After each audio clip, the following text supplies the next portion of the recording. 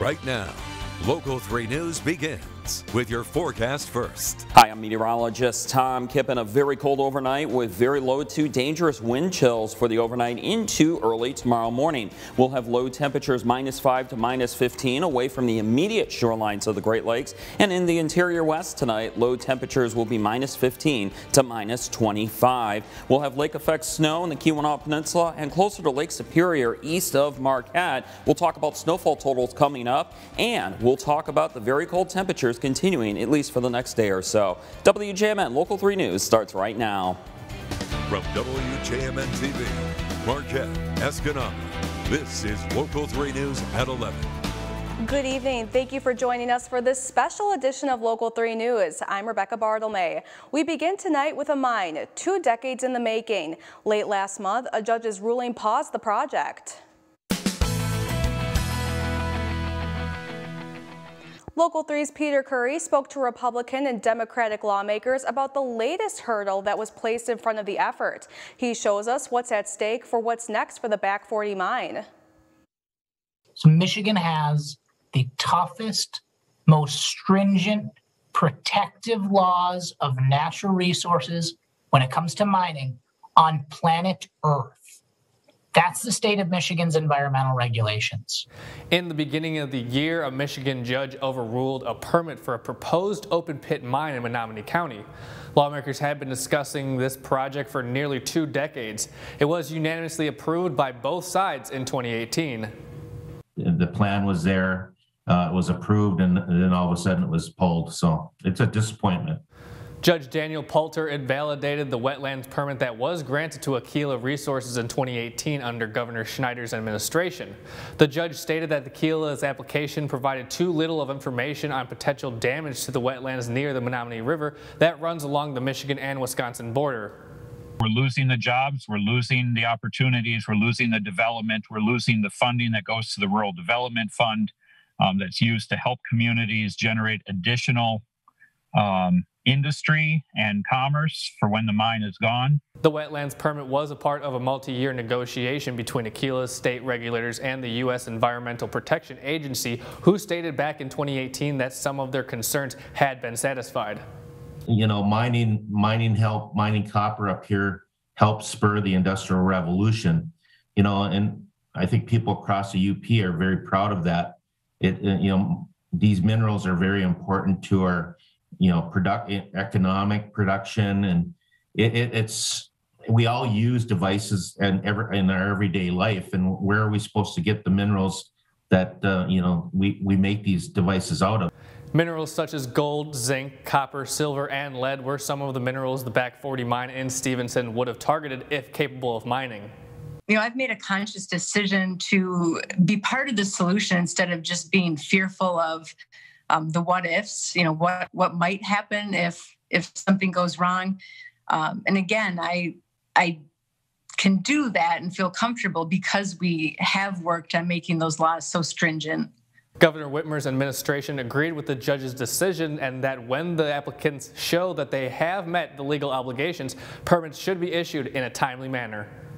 And there's a lot of folks that are nervous about the possibility of a negative impact on our backyard and in the area that we love. I mean, every year, my whole childhood, I swam and fished in the Menominee River. I don't want anything bad to happen to that thing. I don't want anything negative to happen to the Bay of Green Bay or to the Lake Michigan. Representative Markkanen said he, along with the other UP lawmakers, will continue to fight for the Upper Peninsula down in Lansing, especially for a topic as precious as mining. Reporting in studio, I'm Peter Curry.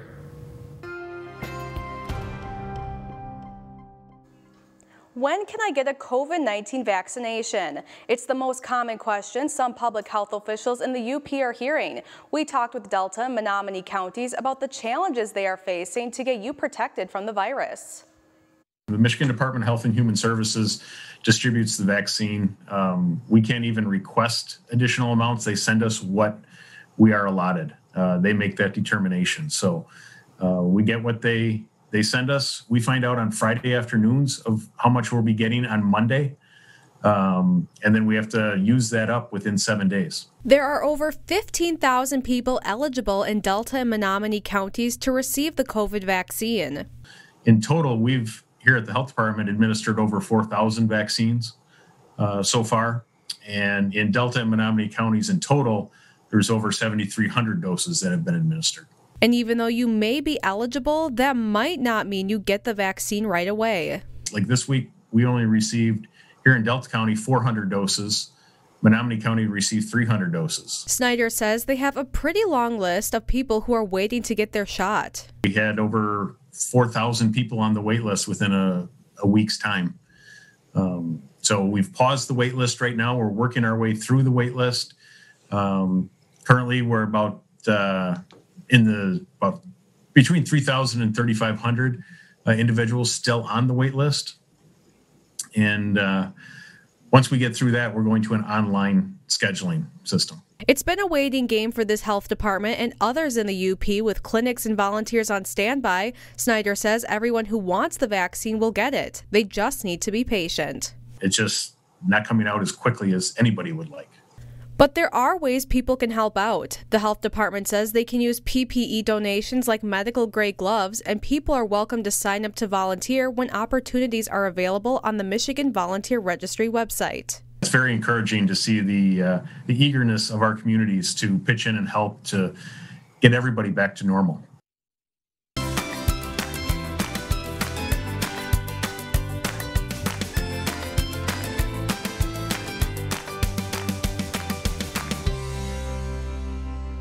A group of students are lending a helping hand in the community. Local 3's Melissa Venix tells us where you can find them volunteering their time this winter. Shoveling snow is a part of living in the UP. I met with National Honor Society students at Calumet High School to see how they're helping their neighbors. Right now we're doing some help here at Pat's IGA. So what we've been doing is helping people bring groceries to their car. And it's really nice, you know, especially during the winter when, you know, there's a lot of snow. It's really nice to go out and help people. Serenity Snyder, NHS secretary, says it's nice to put a smile on someone's face by helping. I think the most important part about volunteerism is that you're doing it for other people, and you also get some self-fulfillment from that. And I guess just being able to get into the community and help out is just a really important part of being a citizen. You can reach out to them at chs_NHS@clkschools.org to get help shoveling snow. The students will be at Pat's IGA in Calumet on Tuesdays and Thursdays from 4 to 6, helping with grocery carrying, and it won't cost you a thing. Melissa Venix, Local 3 News. We want to help our neighbors too, and we need your help. That's why on this Super Bowl Sunday, WJMN Local 3 is launching its Soup for Bowls campaign. We've partnered with 4 area grocery stores for a canned soup drive. Here's how it works. Anytime between now and at the end of the month, you could go to Elmer's in Escanaba, Toddick's in Iron Mountain, Pat's Foods in Hancock, and Super One in Marquette. Buy a can of soup or 2 and put them in the bins at the front of the store. Each location has selected a food pantry in their community. At the end of the month, we'll pick up the cans and take them directly to our neighbors who need it the most. Still to come tonight on Local 3 News, your full forecast with meteorologist Tom Kippen. Plus, students in the UP are learning to solve crimes, and not in a way you might expect. You're watching Local 3 News with Rebecca Bartlemay.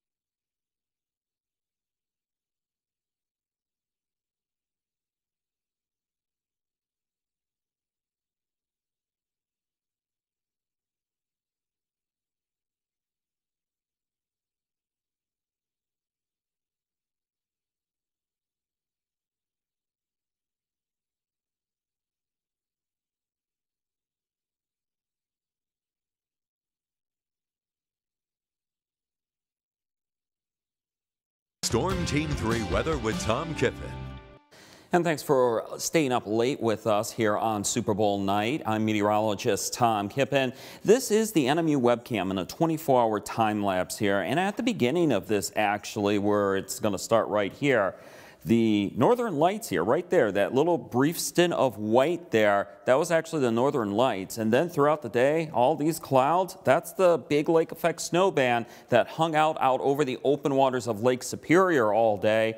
And we stayed in the sunshine, but it was cold. Where it is snowing here as we switch over to the from the NMU webcam here, and we're going to go to the Michigan Tech webcam here, and I'll expand this, and you can see the snow is definitely flying around across downtown Houghton here. You can see snow on the roadway here on 41 headed towards downtown Houghton, and the visibility here is a little low looking towards the lift bridge in downtown Houghton, or what connects Houghton and Hancock together. All right, let's go to our satellite here. I want to bring this on up here, and you can't see the snow on radar here, but you can definitely see the lake effect clouds here moving in from Lake Superior from west to east across Houghton and into the rest of the Keweenaw Peninsula, and that's why we're seeing the majority of the lake effect snow in the Keweenaw Peninsula. You can also see the lake effect clouds here just offshore of Marquette, and then just clipping Munising over towards Grand Marais, and that's pretty much going to be the trend for the lake effect snow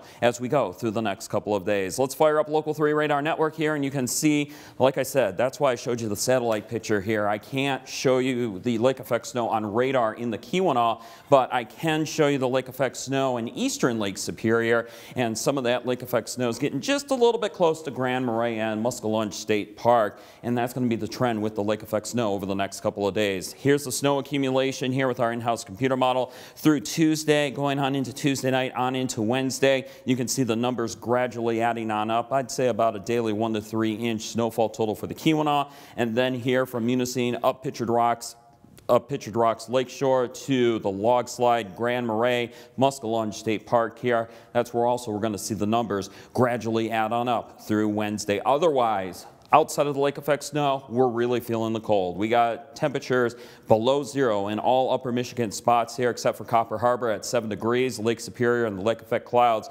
holding temperatures steady and not letting them free fall. But check out these wind chills anywhere between -15 and -25. Even Ironwood checking in at -30. Today's high temperatures didn't go far. We had 6 for Escanaba, 3 for Sawyer. Ironwood, only a high temperature today of -4. And as we look at the low temperatures this morning, we had low temperatures anywhere between -15 and -21 right along the Michigan-Wisconsin border. 27 below zero this morning for Rhinelander, 15 below for Sawyer International. Officially today at the Weather Service, 2 was today's high. 13 was the low, 6 and -7 the numbers downtown Marquette at the U.S. Coast Guard. So we got the cold here Monday and Tuesday, but some modification here Wednesday, and then a snow chance as we go into Thursday. Your extended forecast for your UP community coming up here shortly. Here's the wind chills as we go through the rest of the night. Wind chills anywhere between -20 and -30. So bundle up, dress warm out there, and keep the pets safe.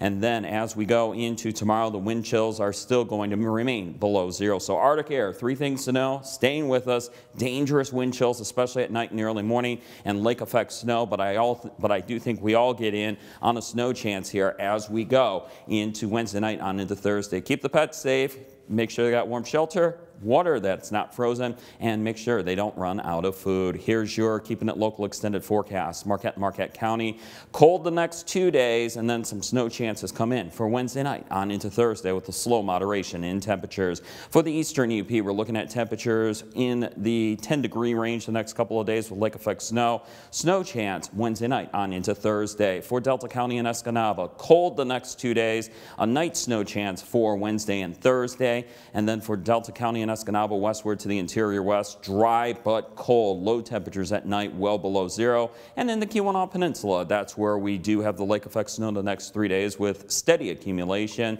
Cold temperatures at night, especially inland. Becca, back to you. Thank you, Tom. Coming up next on Local 3 News, a research facility you'll only find in the UP. We'll show you how the work being done there could help solve crimes around the world.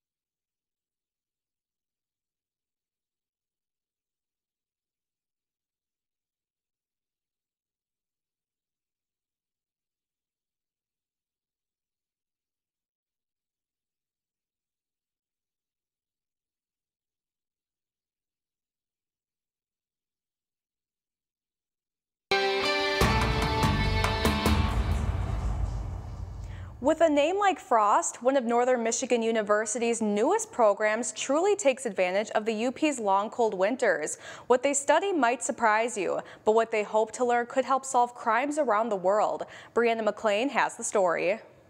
It's actually quite peaceful, and it's very scientific. When you think of a final resting place, this is a pretty familiar scene. Our donations are forever donations. There's a place in Marquette County where the cold and snow keep a secret. I have no intentions of telling them where it is, and you are not going to stumble on it. It's not going to happen. It's a private home for some people to have new purpose. You know, our donors are not spectacles. We are stewards of their final disposition. It's very important to me to be mindful of always being respectful to them, and it's not respectful of anyone to have someone kind of peeking in, where they're not supposed to see. At the Forensic Research Outdoor Station, or FROST, Dr. Jane Harris is breaking new ground in her field. Well, our name kind of speaks to what makes it special. Our focus then is to really study that forensic taphonomy, so the things that are happening to a human body after death in this environment where we have very cold temperatures for a very long time and a lot of snow. There's a common term for facilities like FROST. A lot of these places are kind of colloquially or kind of familiarly referred to as body farms. And that term was coined in 1994 by Patricia Cornwell when she was working on her book. And she did a very solid research with Dr. Bast down at Tennessee to write that book. And she coined this term, the body farm. And it kind of stuck in people's minds, and it's obviously catchy.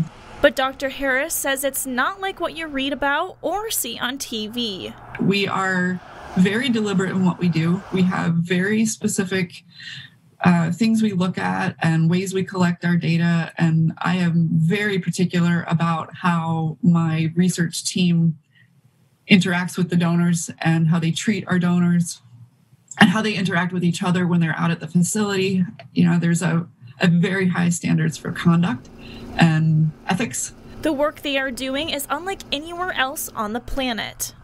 My favorite aspect of being in the facility is, yes, we are building on this research that we can contribute to the larger forensic community, sure. And even something that has been done a million times in other places has never been done here. So anytime we do it here, it's kind of still the first time it's being done. So how exactly do you get into FROST? You can either be a student. I think one of the things that people assume with our facility, since we're in the anthropology department, is that you have to be an anthropology major to work with us. And that's just not the case. Or we accept both self-donors and next of kin donors. They get into this knowing that they're going to be allowed to go through these natural processes, and that they'll be able to teach, and that they're always going to be part of something.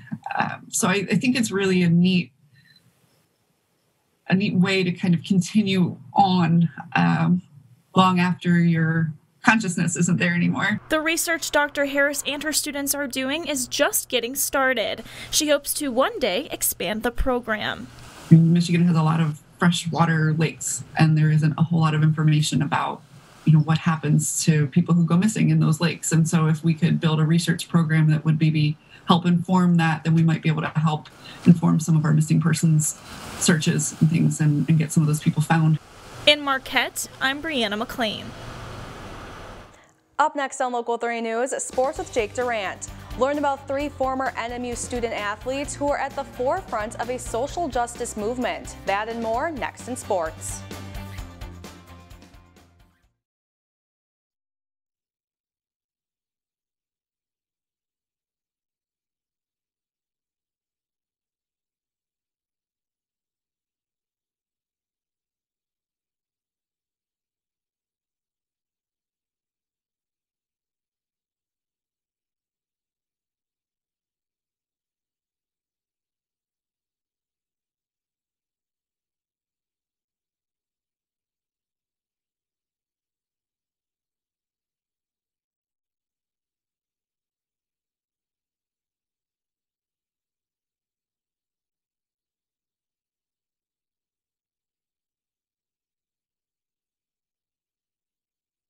Super Bowl died in the NFC Championship game 2 weeks ago.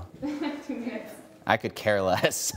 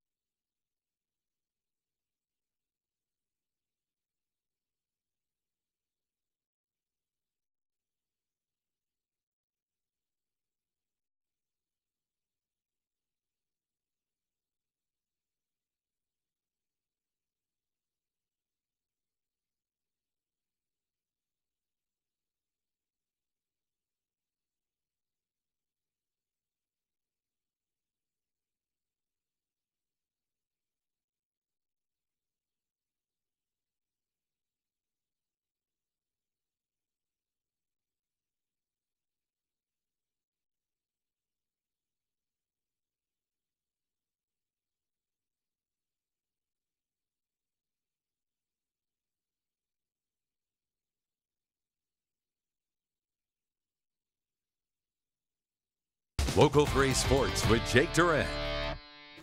Not too long ago, you witnessed the Tampa Bay Buccaneers defeat the Kansas City Chiefs 31-9 right here on Local 3 to capture the Lombardi Trophy in Super Bowl 55. Former Michigan Wolverine Tom Brady made history, winning his 7th Super Bowl in 10 attempts. He was named the Super Bowl MVP for the 5th time in his career. Everything we dealt with all year. We had a rough month in November, but BA had all the confidence in us. The team had a lot of confidence. We came together at the right time. I think we knew this was going to happen tonight, didn't we? Tonight's Super Bowl victory was the 2nd in Buccaneers franchise history. Well, big news for the leader of the Packers. Aaron Rodgers took home his 3rd NFL MVP last night, tying him with Brett Favre for 2nd most all time. The 37-year-old Rodgers led the NFL in passer rating, touchdowns, and completion percentage while igniting the league's top offense. 48 touchdowns and another piece of hardware in an already stocked trophy case. 2020 was definitely a crazy year, filled with lots of change, growth, some amazing, memorable moments. 180 straight days of having my nose hair scraped, playing for very little fans or no stands the entire season. I got engaged, and I played some of the best football in my career. This year's Hall of Fame class was also announced. Former Green Bay Packer and Oakland Raider great Charles Woodson was selected on his first ballot. Also inducted, former Detroit Lions wide receiver Megatron Calvin Johnson. 3 former Northern Michigan basketball student athletes are showing their leadership transcends far beyond the court. Kenton Mack, Isaiah Johnson, and Naba Eccles have co-founded Athletes Igniting Action. It's an empowerment group encouraging athletes to find their passion and make a difference. The trio was encouraged by the social justice movement that started in early 2020 and also their experiences during their time at NMU.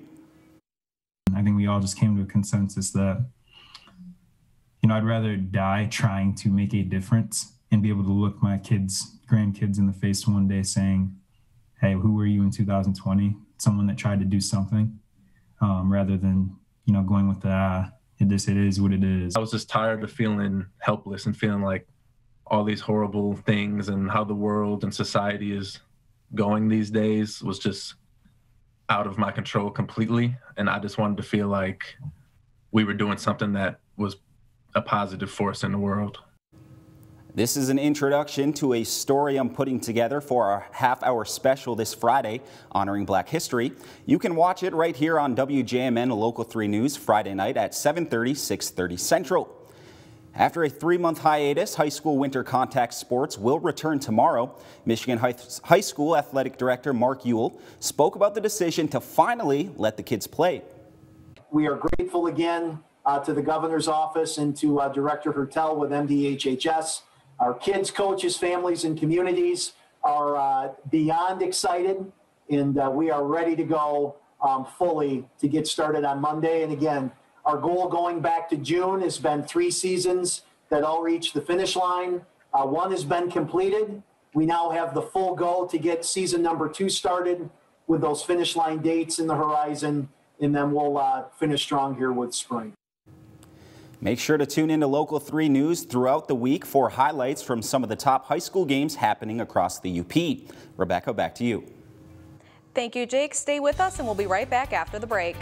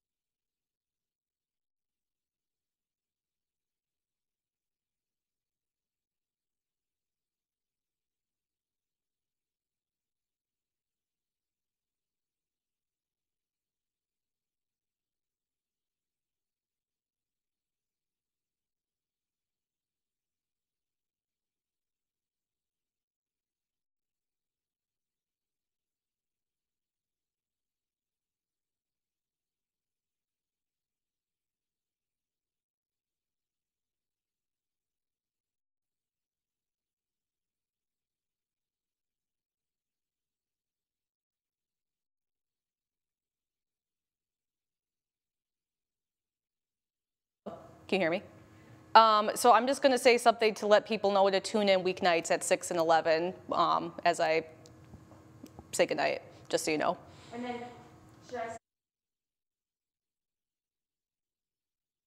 I'm going to say thank you for joining us, and then I would just start zooming out after I say thank you for joining us, and then I'm going to go into the spiel.